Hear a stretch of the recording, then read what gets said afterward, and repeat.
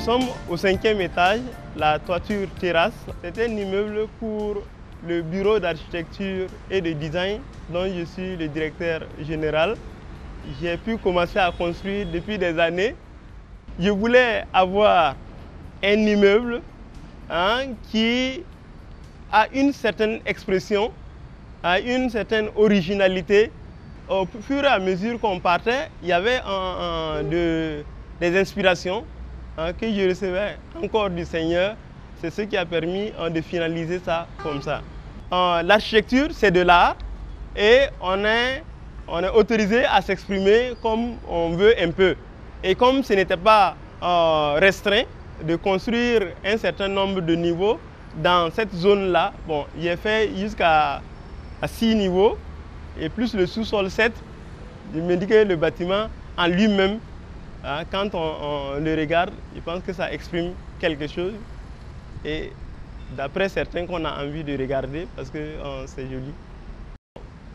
L'originalité, c'est faire quelque chose qui diffère de ce que tout le monde fait, de ce que l'on voit ou bien on rencontre d'habitude. Et je voulais cela parce que mon Seigneur est hors commun. C'est ce que le Seigneur m'a permis d'avoir, que j'ai investi au fur et à mesure pendant plusieurs années.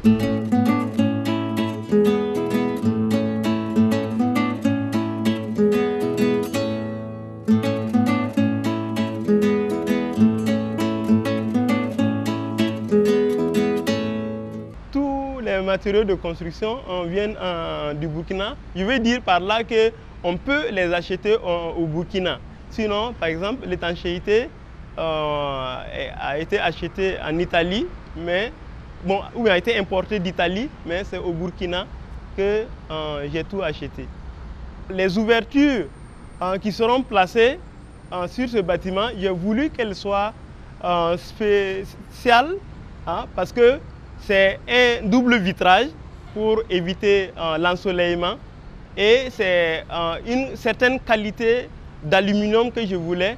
Donc les ouvertures, je les ai confectionnées en Italie et elles sont arrivées. Le Seigneur qui a permis jusque-là que ce bâtiment soit à ce niveau sans un emprunt. Pepe, Kaleo, Nyampanya, Mwana Mama, Pepe, Kaleo, Nyampanya, Mwana Mama, Ngana Pepe Kale Bandeko, Mwana Tete Wendo Bandeko, Nakozua Wapie Bandeko, Pepe Kale Mususue, Tokatisi Bibale Solo, Toyeko Luka Pepe Kale.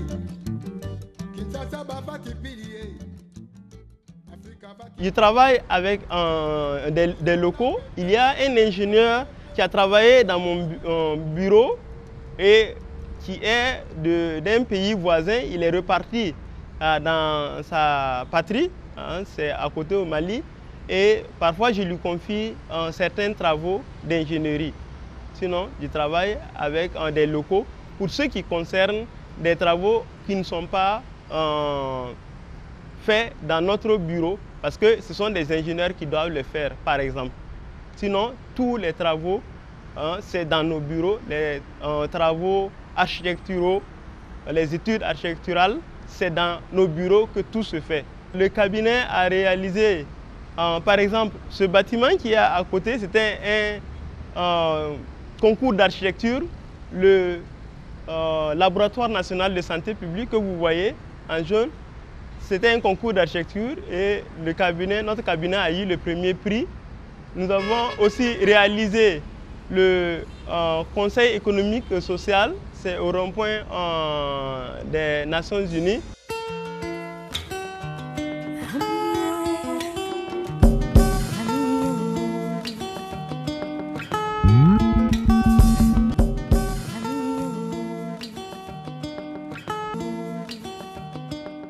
Nous sommes actuellement au Conseil économique et social, c'est une institution de l'État.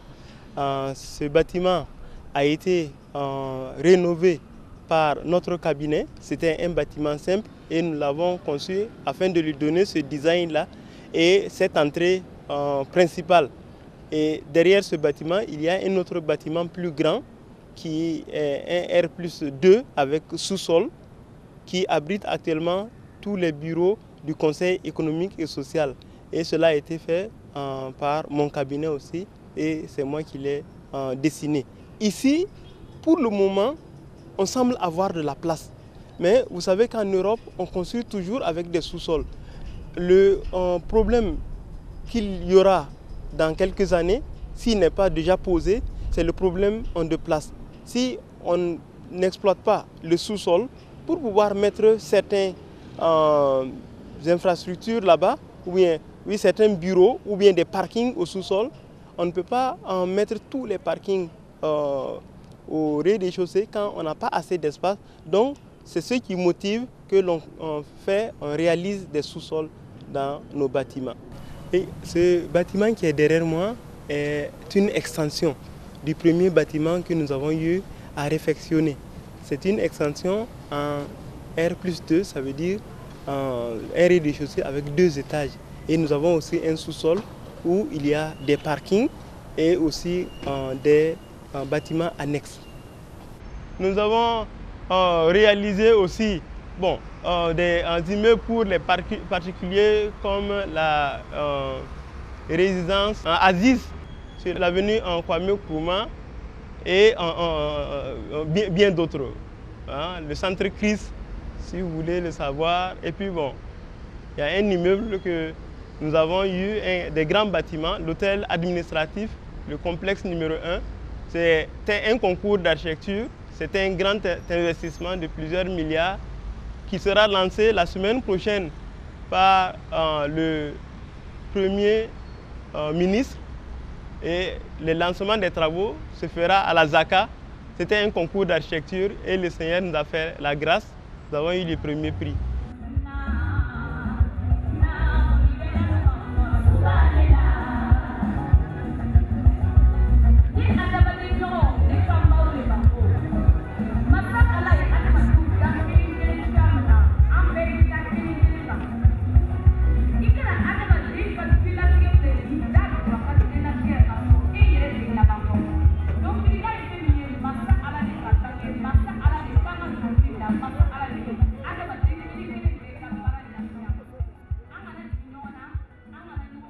L'hôtel administratif de l'État dont nous lançons les travaux aujourd'hui sera un complexe composé de 3 bâtiments de type R+5 avec sous-sol bâti sur une surface de 20 000 m². Chaque bâtiment comprendra 190 bureaux, soit au total 570 bureaux pour l'ensemble. Ce chef-d'œuvre architectural a été retenu à l'issue d'un concours. Ce qui prouve que maintenant nous avons un savoir-faire qui valorise vraiment la main-d'œuvre burkinabé, qui valorise notre pays. Dans l'attente donc que nous nous retrouvions tous ici, dans 24 mois, s'il plaît à Dieu, pour l'inauguration des infrastructures, je déclare officiellement lancer les travaux de construction du complexe administratif de l'État dans la région du centre. Je vous remercie.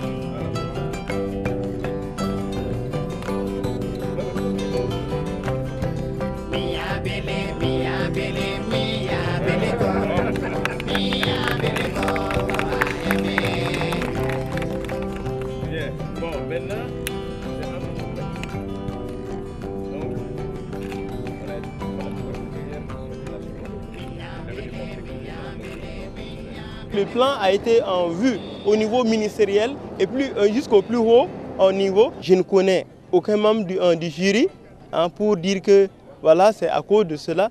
Mes impressions, c'est rendre grâce à Dieu qui a permis que je puisse voir ce jour-là et pouvoir montrer le bâtiment le plus grand que l'État n'a jamais réalisé. Nous étions tous les cabinets du Burkina avec des cabinets extérieurs même. Il y a des cabinets du Burkina qui ont fait des groupements avec des cabinets extérieurs. Donc il y avait plus d'une quinzaine de cabinets qui ont participé à ce concours-là. On n'est jamais sûr dans ces conditions puisqu'il y a beaucoup de candidats et je ne connais aucun membre du jury pour dire que voilà, c'est à cause de cela. Mais j'ai prié mon Seigneur et j'ai demandé à ce que, si c'est la volonté de mon Seigneur, que nous ayons le premier prix de ce concours. Et quand on proclamait les résultats même, j'étais hors du pays, j'étais aux États-Unis où je suis allé prendre part à une convention mondiale de la communauté internationale des hommes d'affaires du plein évangile. Le jury qui était composé de plusieurs membres de plusieurs ministères a décidé de choisir ce plan parce qu'ils ont trouvé que c'est ça le plan qui convient le mieux, qui a été le mieux conçu et qui est certainement le plus beau. Comme je l'ai dit tantôt au Premier ministre, oui, le concept, c'est le X qu'on met sur un dossier quand on l'a exécuté. Et nous avons conçu ce bâtiment sur ce concept. Ce qui est spécial, c'est que nous avons une climatisation à eau glacée qui ne va pas se faire avec les gaz qui peuvent polluer l'environnement. C'est à partir de l'eau glacée que la climatisation sera en fait dans tout le bâtiment. C'est le système d'eau glacée.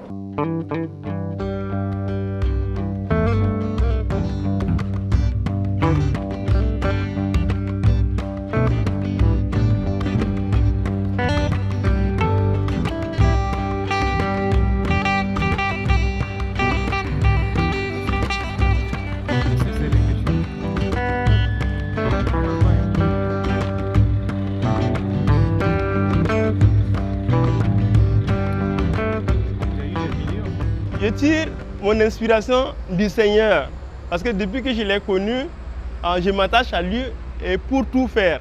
Et avant de commencer quoi que ce soit, je prie, je confie cela au Seigneur avant de commencer et je tire donc mon inspiration de lui. Avant de prendre le crayon et commencer à dessiner quelque chose dans ma vie professionnelle, je prie d'abord et je demande à l'Esprit Saint de m'éclairer et de me conduire. C'est le Seigneur qui me renouvelle, qui me donne la force, malgré mon âge, de pouvoir conjuguer le professionnel et le spirituel et de pouvoir aller aussi de l'avant. Je confie tout réellement et sincèrement à lui afin que lui, il soit celui qui me conduit par son esprit.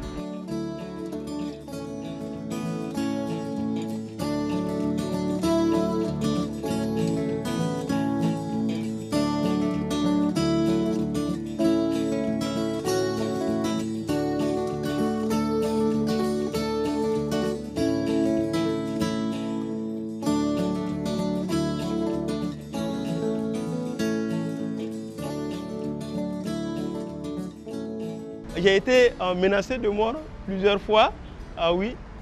C'était des moments difficiles avec des entrepreneurs parce que vous savez qu'en tant qu'architecte, nous contrôlons ce que les entrepreneurs en font.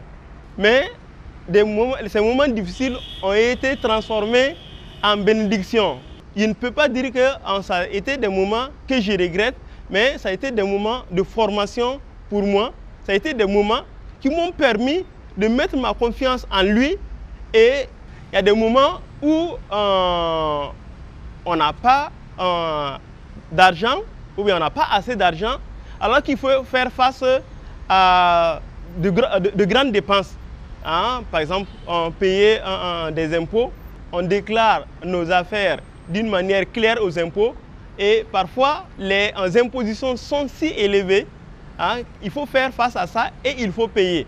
Quand je regarde en arrière un peu, je me dis que qu'est-ce qui m'a donné la force de pouvoir m'attacher au Seigneur et de ne pas fléchir. Parce que c'était des moments effectivement difficiles et l'homme dans ces situations peut promener les regards facilement. Mais j'ai mis mes regards sur le Seigneur, ma confiance dans le Seigneur.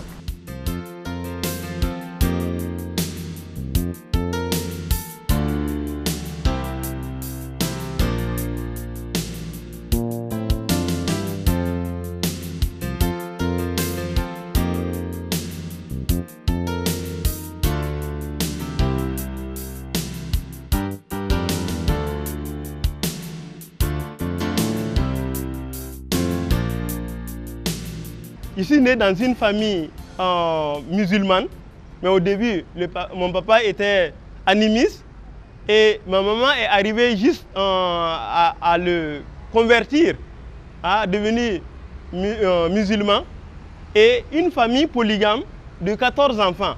Mais dès mon bas âge, je me suis attaché à la religion musulmane de ma maman. C'est d'où le nom Adama vient.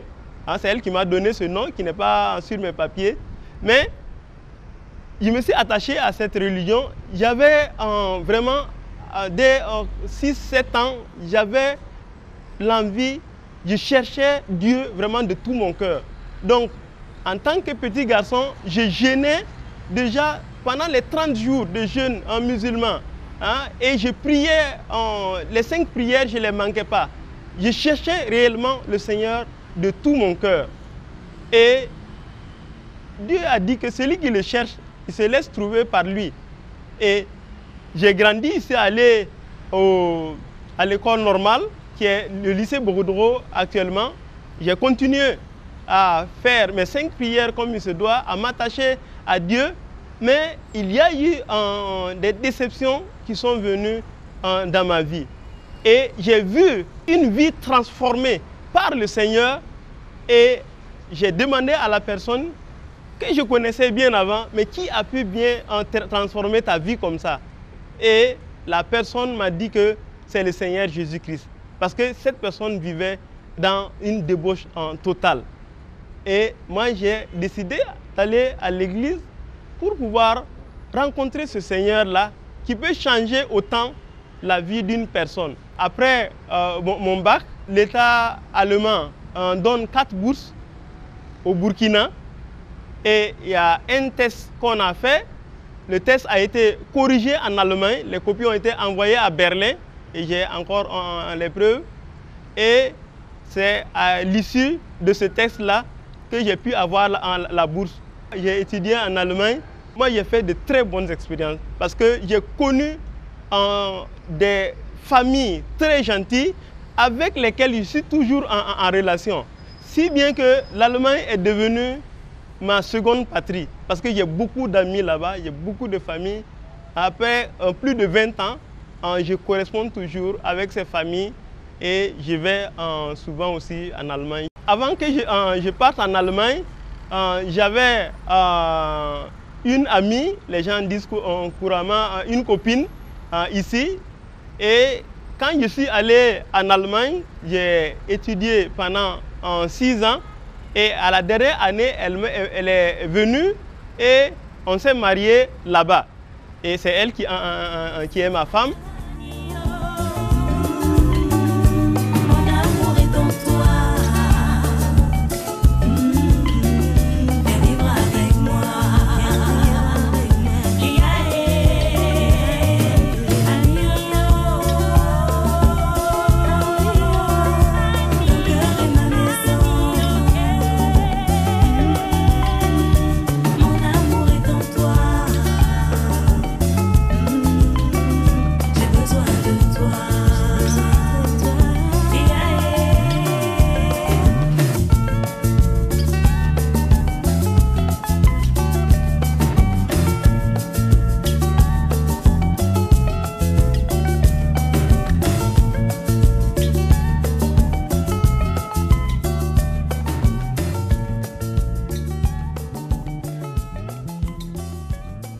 Je suis fière de lui parce que c'est un homme courageux. Et il travaille bien. Nous travaillons ensemble sans problème. Je suis la directrice administrative et financière. Quand je sens le besoin de rester, de servir à la maison, Je le fais, je reste avec les enfants. Mais quand il y a des urgences au bureau, je suis obligée de partir.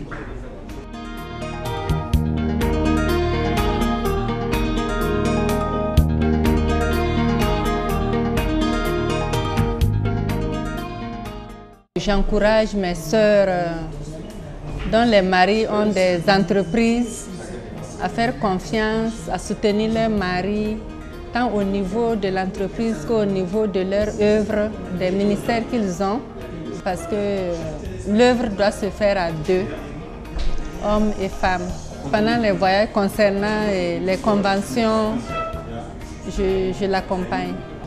Je suis aussi quelquefois les chantiers avec lui.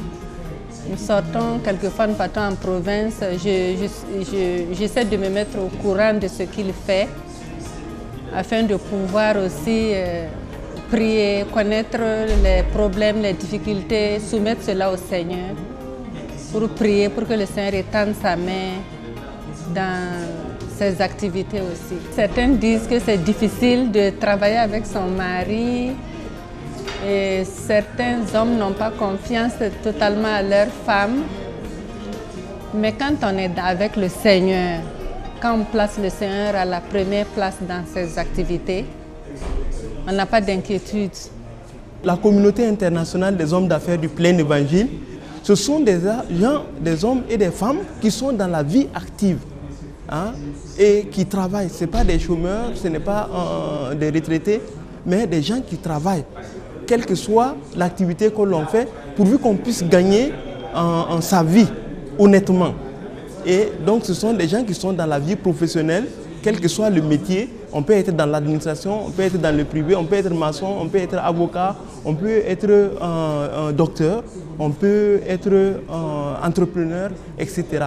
Les chapitres font des réunions hebdomadaires et on décide de faire des aides sociales comme des visites dans des hôpitaux, dans des centres médicaux où on distribue de l'aide aux malades ou dans des prisons où on visite aussi les prisonniers conformément à ce que le Seigneur Jésus-Christ a recommandé.